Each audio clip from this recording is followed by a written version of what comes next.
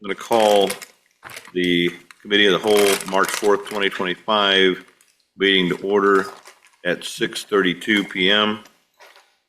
Ms. Henry, if you please call the roll. Alderman Walters. Alderman Scott. Absent. Verda. Alderman Azier. He is here. Alderman Hayden. Here. Alderman Myers. Here. Alderman Emerson. Emerson. Here. Alderman Garza. Here. Alderman Van Buskirk. Here. Alderman Mims. Here. Alderman Krizak. Here. All right, we have a quorum. I need a motion for the approval of the August 20th, 2024 Committee of the Whole meeting minutes. Do I hear a motion? So moved to approve. Second. Ms. Mims, second by Mr. Razier. Anybody have any questions or comments? Seeing none, call the roll, please. Alderman Mims. Yes. Alderman Azier. Yes. Alderman Emerson. Yes. Alderman Krizak. What? Turn it on. Yeah, you didn't have it on. Yes, again. You weren't recorded because it was turned off. Okay. Yes. Thank you. Alderman Scott. Alderman Van Buskirk. Yes. Alderman Walters. Alderman Garza. Yes. Alderman Hayden. Yes. Alderman Myers. Yes. Right, motion passes. Next up is the comprehensive plan update from Josh Bloom, the Lakota Group. Step on up here and introduce yourself again, if you would, for the folks, and the floor is yours, sir.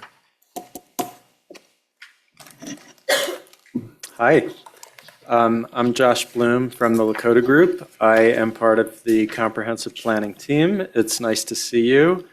Thanks for making time for this. Thanks for inviting me to witness some monumental storm that's going to happen this evening. I will also say that other parts of our team include Tesserae Architects, Victor Burks, and George White, who are local. George is our Raytown native who's on the team, and my colleague Hannah Bader, whom you've met before, I think. And so we have been working on the comprehensive plan. I just looked back, and we actually started in March of 2024. So we're here in March of 2025. We are working toward the finish line. So the purpose of tonight's meeting is to give you a quick update of where we are. You've received in your packet, I believe, what we are calling draft goals and strategies. These represent the framework of what the comprehensive plan will include. They include and there was a lot to it. I know it was probably. Sorry, Josh. It was emailed to you. It was emailed. Yes. Okay. And it was a large document, probably about 40 pages, I think. And we'll go through some highlights, and then we'll save some time for questions before you move into your regular meeting.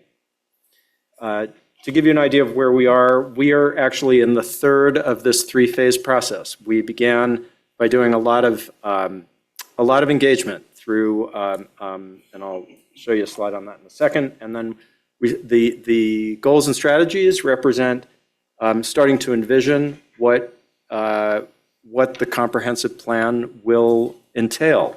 And we are sort of between those phases 2 and phase 3 as we start to work toward writing the plan itself. Tonight, as I said, we're going to review some highlights. I'm going to show you some graphics of 2 what we're calling opportunity sites or potential development sites, and then we'll do some question and answers. To give you an idea of where we've been, we started by doing a ton of community engagement. We started with a steering committee, which we have met with several times through this process. We had focus groups, community surveys, pop-up events at the summer music program in the green space and other places. Going to the schools, the high schools tomorrow and Thursday. There's a Project Brand website. We had 2 community open houses, which were very well attended. And thanks especially to the staff, city staff, who has helped organize those and staffed some of the pop-up events and helped build that engagement, even when we were not here on site. Remember that this comprehensive plan is a roadmap for the future. It's really 10, 20 years out. So it's a policy document, which is to guide your decisions going forward and how you choose, how you prioritize the whole range of activities that it takes to run the city. You will see, as you saw in the draft document that was emailed to you, there's 3 levels to these goals and strategies. There's the goal, which is kind of the far-reaching, the largest category. Under each goal are several strategies, which are strategies having a measurable course of action. And then there are several to a dozen tactics under each of those strategies. So there were a lot of things that we're not going to go through them all this evening. But overall, there are 7 pillars that will comprise all of the aspects of the comprehensive plan. And as I said, we're just going to look at, I'll kind of describe some of the highlights of each of them, and then if you have specific questions, we can come back to them, and you can always reach out to me through Missy at any point if you have questions going forward. The first pillar is economic development, and the thing that became most clear as we were, as we've been doing our work, is how important downtown is and the revitalization of downtown. And so a number of the strategies have to do with business development downtown and how to once again make that a real center of activity and community and economic activity. We talked a lot about the potential of the Rock Island Trail and how to better connect that to downtown and what kinds of things can make those connections between the recreational trail and the commercial activities of downtown that it passes through. We looked at all of the shopping centers around Raytown, some of which are doing well, some of which are doing less well, and what the potential is for revitalizing those centers, or even in certain cases, perhaps redeveloping one or more of those centers and redeveloping it as a mixed-use property. And we talked about Highway 350, both from an aesthetic point of view and from an economic development point of view. And some of the work that you have already been doing, just in terms of screening and reduction of auto uses, commercial auto uses on that road have already started to yield some improvement there. Second pillar is housing and neighborhoods. A lot of the strategies here really focus on helping homeowners repair and maintain their properties. Raytown has a really interesting residential architecture, and that's one of the things that we wanted to highlight, which is how do you help homeowners take care and repair these many mid-century houses, what I would call ranch houses. I think everybody has a different name for them, but that's the term that we've been using. And then also to look at how do you improve home ownership and increase home ownership? What are the tools necessary to do that? How can you help people become homeowners? And then on the rental side, how can you improve those rental properties so that they are well-maintained, attractive, and good places for people to live? And this is just an example of the types of homes that we're talking about. These are homes that are built anywhere from the 50s to the 70s or so, and have unique characteristics. And so part of the goal is to give homeowners the tools that they need to maintain them. Third pillar is mobility. Mobility includes all of the ways that people get around from place to place. And so the goals and strategies that you saw placed a focus on traffic calming measures, and through that, complete streets. These are ways that you can make streets safer for cars, pedestrians, bicycles, all of the modes of transit. The goal, we also talk about improving connectivity. We know that there's parts of Raytown that don't have sidewalks. We want to look at where it makes sense to connect, to make those connections, to help people be able to more safely walk to school, more safely cross 350 highway, and so on. And through that, making better and more complete connections among trails for bicycle safety and pedestrian safety. You saw in the document a map, which is a land use map. This is a really reduced in size version of the map, and there will be a larger version in the plan itself.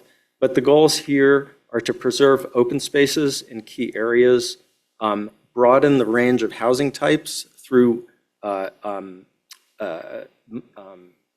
looking at land use and where there are areas where we can make more diverse uses of the land, and enhancing Raytown's tax base by diversifying the mix of uses.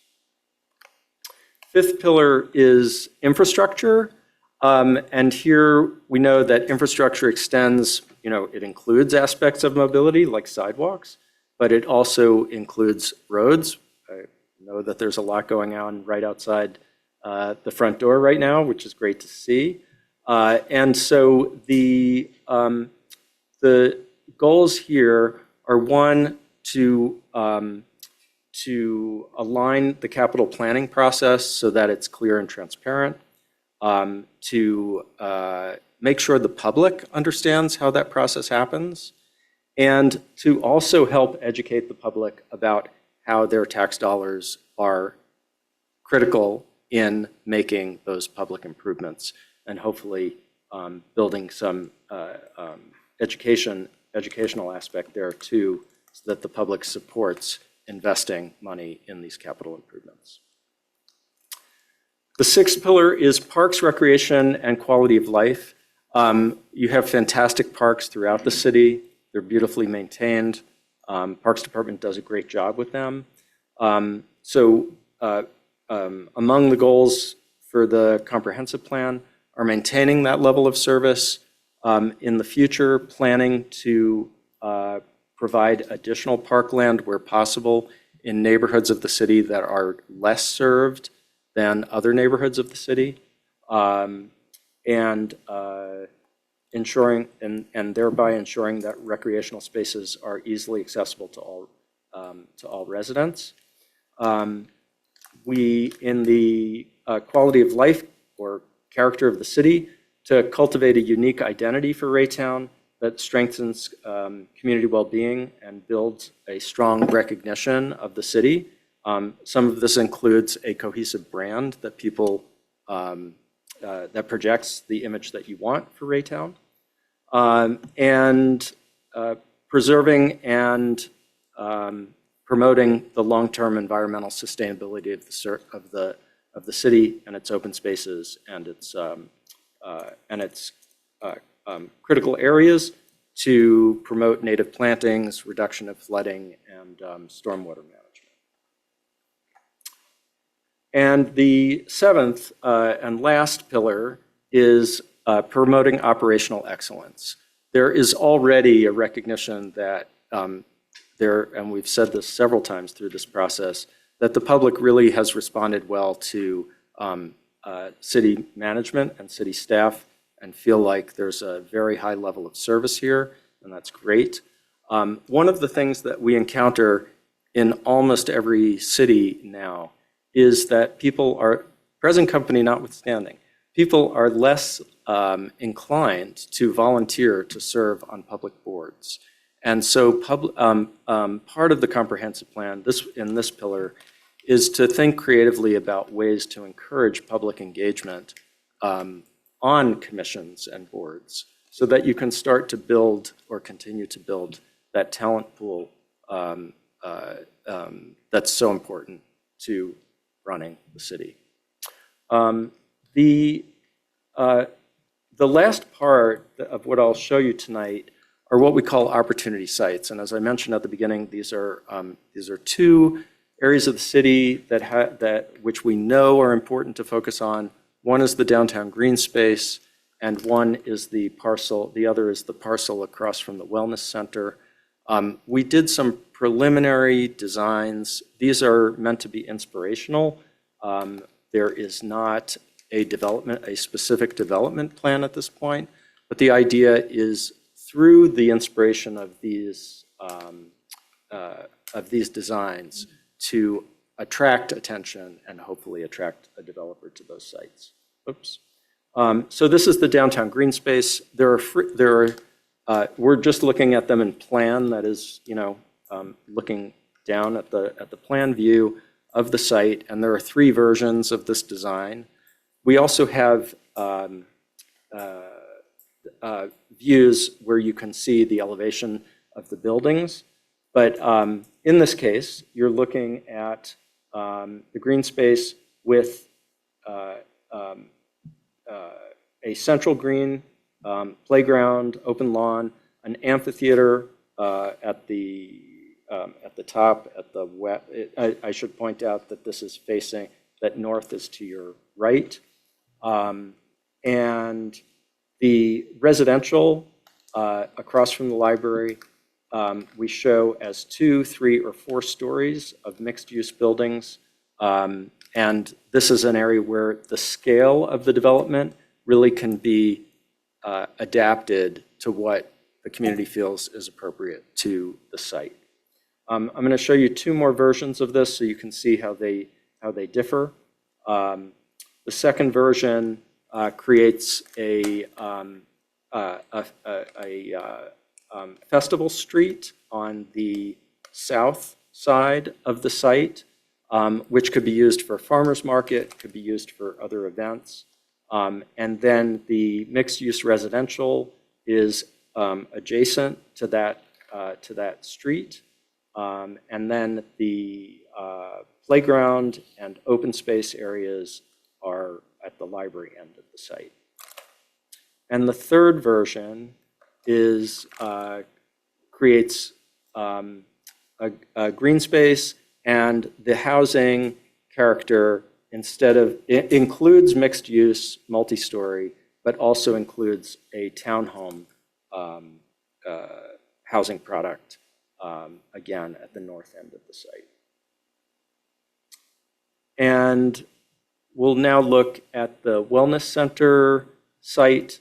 3 versions of this here. One of the things we heard a lot about was the desire for a hotel and that this would be an ideal place for a hotel. I want to just put a caveat here, which is that we did not do a market feasibility study for a hotel. We are showing a hotel in 2 of these designs. It is not for certain that a hotel could be supported at this moment, but that would be a next step in looking at development feasibility.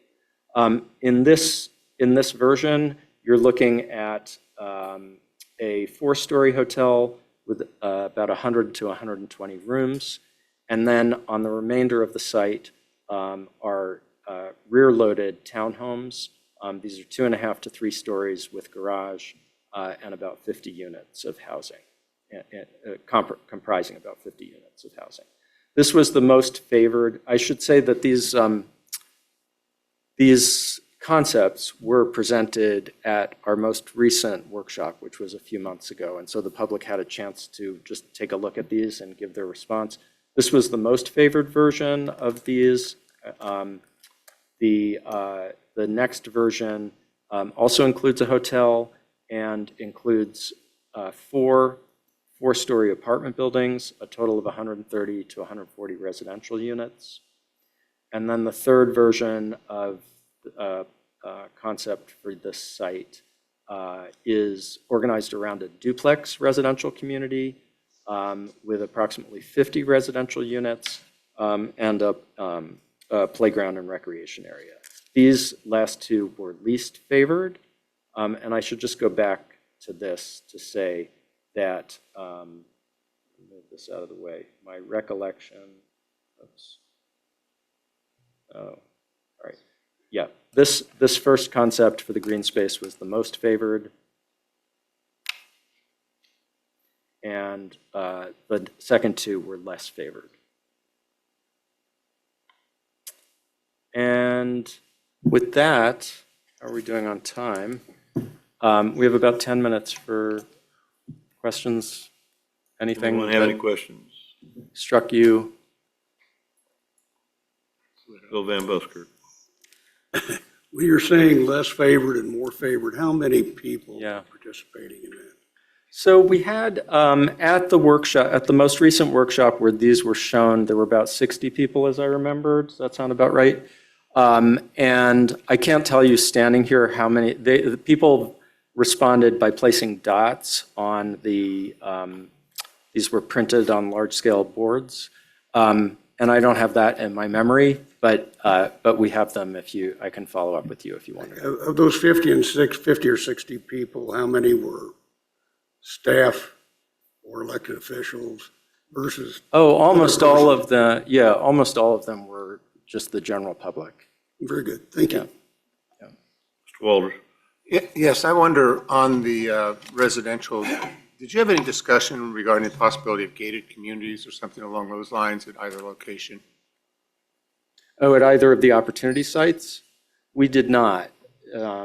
Is there, what's behind your, is there something behind your question?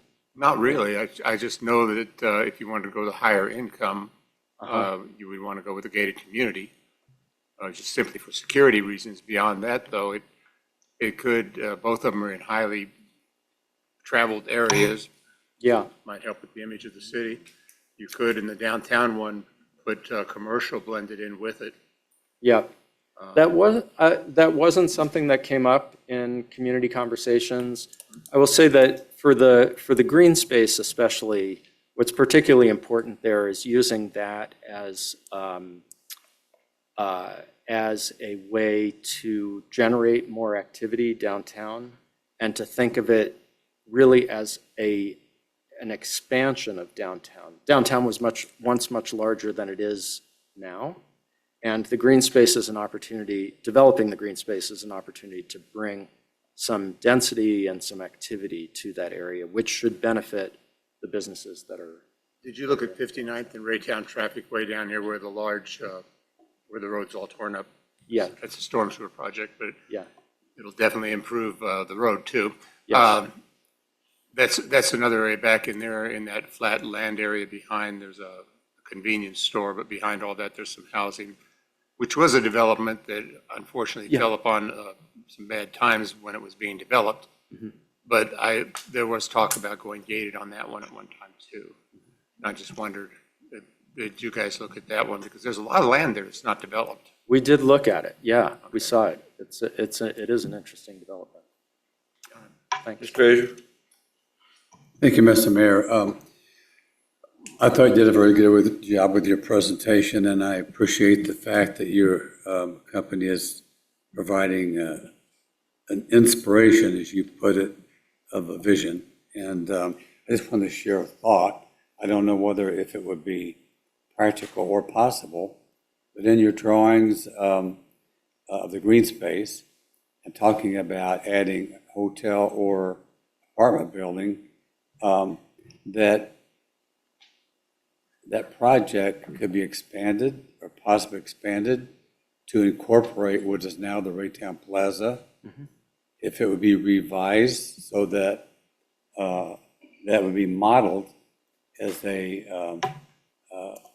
part of the project, which would complement the people living in the apartments or small dwellings. It might include a small market or a friendly type of situation like that where you have a very cooperative effort to make downtown living everything within 15 minutes. Yeah. Just a thought. Yep, it's a great thought, and we can do some further exploring of those concepts. And as you, I appreciate that you recognize that they really are inspirations, but we can talk about whether a hotel, whether a hotel might more appropriately be on that site than on the wellness center site. All right, next is Mr. Mr. Myers, and then Ms. Garza. Thank you. Great presentation. You had me at mixed use. So I like seeing the preliminary drawings, just spitballing here, but overall the downtown site, I think you're headed down the right track with the keyword being density.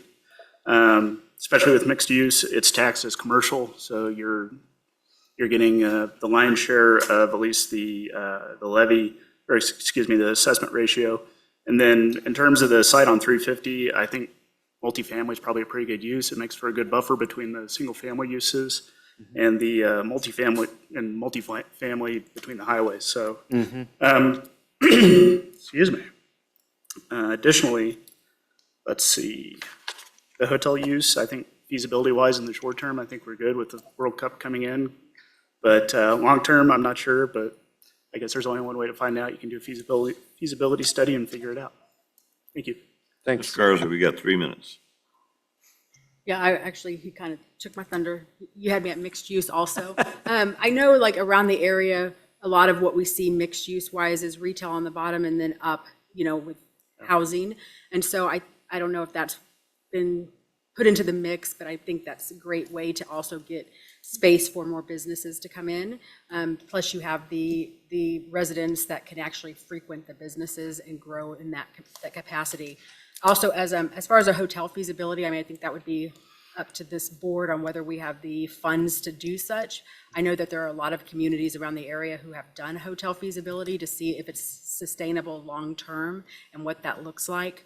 So that would be something that I think we would have to consider as a board. And then the same thing that he said about the multifamily there on 350. I know that first row behind there is actually already duplexes, so that makes sense for the transition. Yeah, good points. Yep.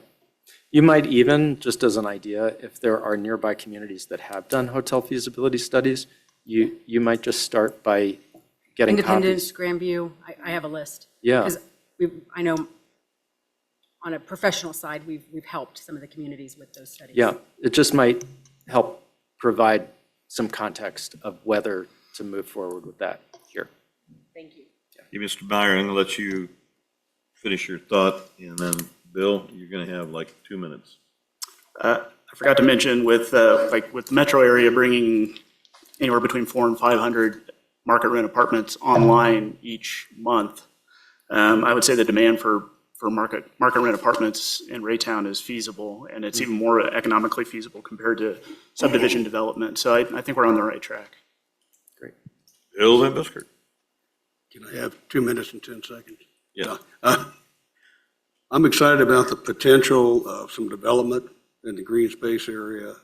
We've been looking to do that for a long time, as long as it's not a situation where it's going to be at the cost of our city, but that someone will come in with the funds to develop that. And I'm excited about the potential of a hotel on the highway. I've been pressing for that for a long time. I hope we can do something like that. And I think that a study would show that it's needed. Thank you. Thank you. All right. Thank you so much. Great presentation. Thank you for having It's me. now 7 o'clock. I will move for a motion for adjournment. I so moved. Second. Myers, second by Ms. Garza. Let's do this by affirmation. All in favor, say aye. Aye. Anyone against? All right. We are adjourned at 7 p.m. And I'll just recognize that Victor Burks is here in the back. I didn't see him come in, so part of our team. Thanks for being here. Thank you so much, Josh. All right. Great presentation.